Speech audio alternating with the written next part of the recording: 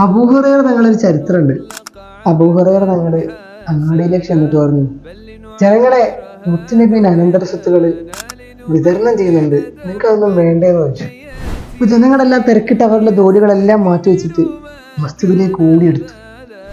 അപ്പോ അവർ കണ്ട കാഴ്ചകള്, അവിടെ ചിലരൊക്കെ നിസ്കരിക്കുന്നുണ്ട്, ചിലരൊക്കെ ഖുർആൻ പാരായണം ചെയ്യുന്നു, ചിലര് സ്വലാത്തുകളിൽ മുഴുകിയിരിക്കുന്നു. അങ്ങനെ അവര് അബൂഹുറൈറ തങ്ങളടുത്ത് ചോദിച്ചു, എവിടെ മുത്തുനബി സല്ലല്ലാഹു അലൈഹി വസല്ലമ തങ്ങളുടെ അനന്തരസ്വത്വം എവിടെയെന്ന് ചോദിച്ചു.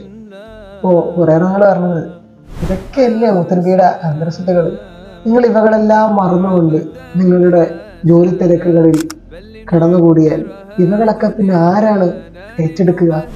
അതുകൊണ്ട് നമ്മുടെ തിരക്കിട്ട ജീവിതത്തിൽ നമ്മുടെ ഇബാദത്തുകളെ നാം മറക്കരുത്.